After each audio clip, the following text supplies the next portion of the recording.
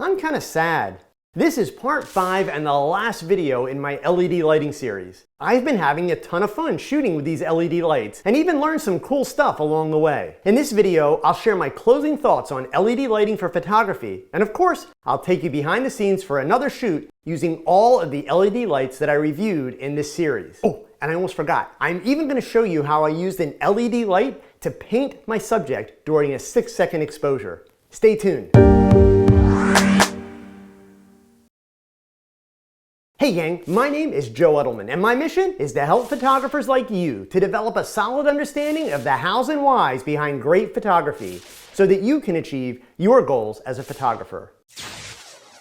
First up, we looked at Specular from Spiffy Gear. This is a modular lighting system with a 94 plus CRI, 5600K color temperature, and 1500 lumens of light per section. Sold as a set of 4, you have 6,000 lumens of dimmable, configurable light to work with. Just a quick refresher, here are some of the images that I created with Specular. Then I showed you the Edge Lit Pro LED panels from Savage Universal. These ultra-thin 12-inch by 9-inch panels are blendable from 3200K to 5500K, which makes it very easy to use these lights mixed in with other ambient light. They have a CRI of 95, and they output 1,677 lumens at 3 feet.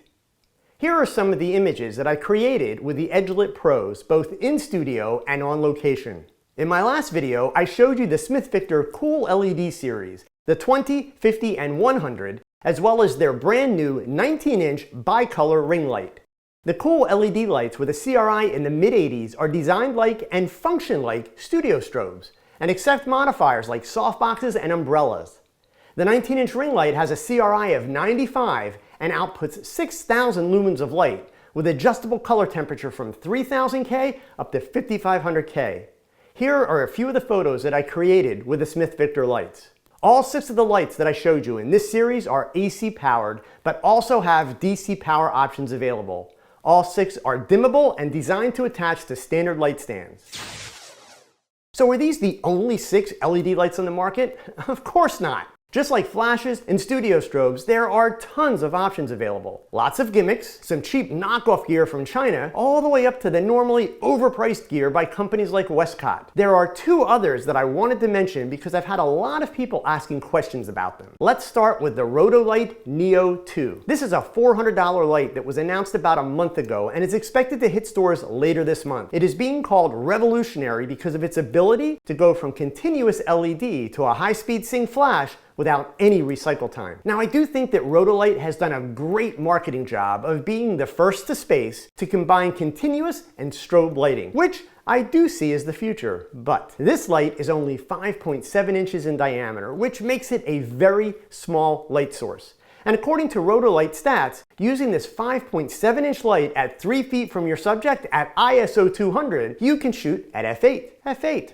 ISO 200. Doesn't sound too bad until you factor in the idea of putting a light source that is smaller than 6 inches only 3 feet away from your subject. That is not going to make for a flattering light source. So just like any other light, if you are well versed in lighting and have the knowledge and skills to handle it properly, this could be a light that offers some convenience. Remember, it has a $399.98 price tag for the basic light, AC adapter, some filters, and a case. You will still need to purchase the Edelman Chrome Skyport transmitter for another $250 if you want to be able to use it as a flash, and of course rechargeable batteries if you intend to use it on location. This is not an inexpensive light, and for my money, it just doesn't offer enough punch and options to justify the cost. I'm not a fan and I would not purchase it, but I do give Rotolight props for being the first to jump into this hybrid type of lighting. The other light that I'm frequently asked about is the WESCOTT Ice Light 2.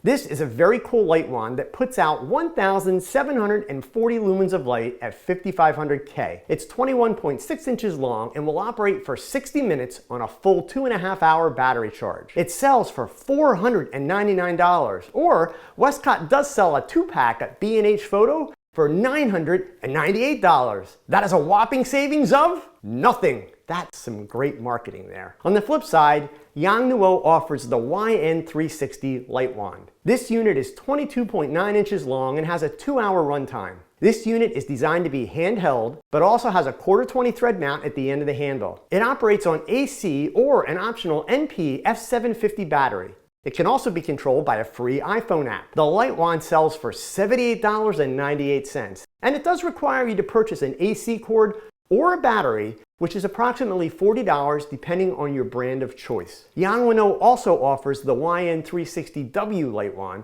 which is daylight balanced only, and also outputs 2,560 lumens of light. It sells for just $81. I purchased one of the YN360 light wands about a year ago, and it is frequently used for lighting B-roll shots of camera gear that you see in my videos. For this wrap-up video, I wanted to do something a little different to hopefully inspire you to think outside the box. A neighbor of mine is a very talented metal artist, and he creates these aluminum flowers. It started with roses, but now he makes all different types of flowers. I have a link to his website in the description below. I asked him if I could borrow a few of them and promised him some nice photos in return. Now I did this knowing that I would potentially regret asking, because these aluminum flowers are very glossy and shiny on every surface. If you've ever photographed glass or metals, you understand that this is potentially the biggest nightmare that a photographer can face. So I decided that I would paint the flowers with light. You can see here that I have this arrangement of Illuma flowers sitting on a white table about 6 feet from a Savage black seamless paper background. On the floor behind the table is a Smith Victor cool LED with a teal gel aimed at the backdrop. I'm shooting with my Nikon D810 and 50mm f1.8 lens, tripod mounted with a Tether Tools tether block to secure the cables. And my laptop is set up in the digital a la carte case. I decided before taking any shots that I wanted to maximize depth of field to keep all of the flower arrangement tack sharp. So I began by setting my aperture at f16 at ISO 64.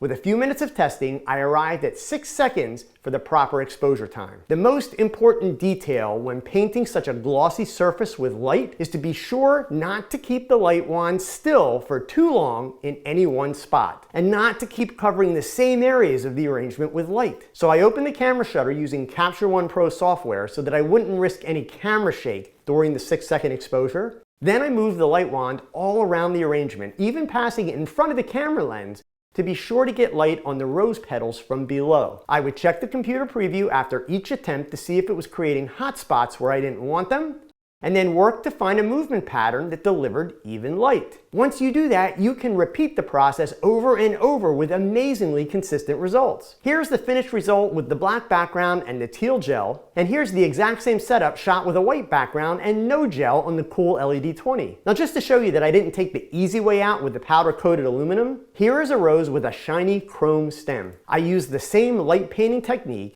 and notice how it leaves only the most subtle shadows on the table, which you do want to give some sense of depth. Also, it's worth pointing out that in order to maximize my depth of field with a 50mm lens at f16 and shooting on an angle, I focused 1/3 of the way into the rose, not on the front of the rose. By focusing 1/3 of the way into the scene, I am maximizing the depth of field that I get with the lens and aperture combination. Okay. Back to people photography. I wanted to do one last creative shoot and use as many of these LED lights as I could and add an electronic flash into the mix. Yeah, continuous and strobe lighting combined in one shot. Why not? For this first setup, I placed a Smith Victor cool LED in a PhotoFlex medium-sized softbox in front of and above the lovely Monet. I have a simple Walmart reflector placed below her face just out of frame to create a subtle clamshell effect, and I have two Paul C Buff Digibee DB800s firing at 1/6 power to light the white background. With the cool LED set at full power and the Digibees at their lowest power setting, I was able to get a clean white background without having it blow out and cause lens flare. Then I switched to one Digibee DB800 behind Monet